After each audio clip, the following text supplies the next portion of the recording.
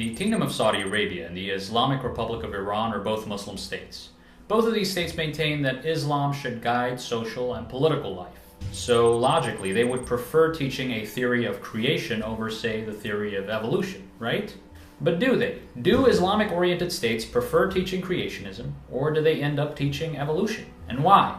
Creationism says that God created the heavens and the earth out of free will and out of nothing.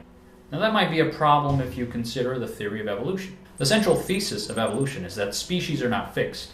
Life slowly changes over time, and exactly that explains the variety and complexity of life.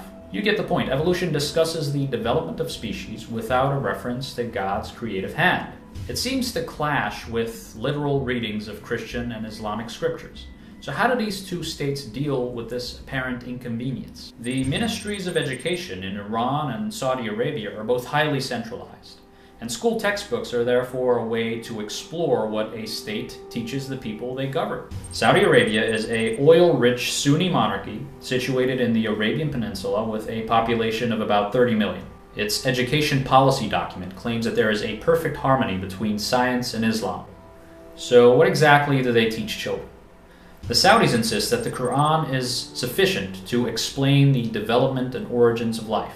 We're not talking about verses with a scientific nuance. We're talking about verses understood literally. It's only in 12th grade when the Saudis attempt to tackle the problem of evolution and its main proponent, Charles Darwin. The Saudis call Darwin an Englishman who denies God's creation of humanity. It even argues that Western academia have reached the logical conclusion that evolution is actually a forgery. It accuses people who support the idea of evolution of spreading blasphemy. But just absorb what you've heard for a minute. These aren't exactly Islamic critiques of evolution. We've heard almost identical claims being made by the evangelical community in the United States for decades. So what about Iran?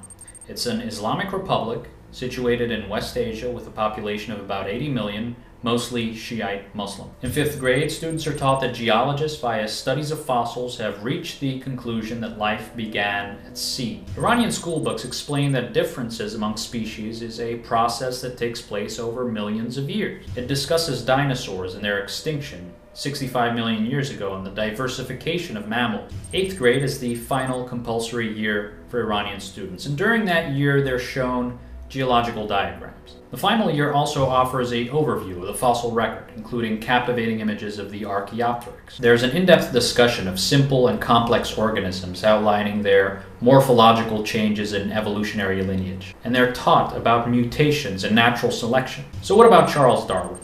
Well, the Iranian side offers a very detailed account of his life, his journeys, his findings, and the context of his ideas. But wait a minute, it's not as if the Iranians are denying creation. It's that God's creative hand is actually an invisible one. What I'm trying to tell you here is that Islamic countries are not necessarily concerned with teaching conventional creationism.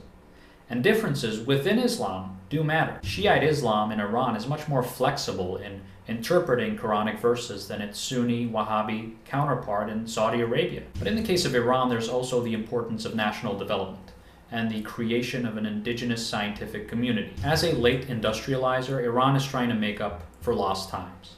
And this could be a glimpse of how. See you next time.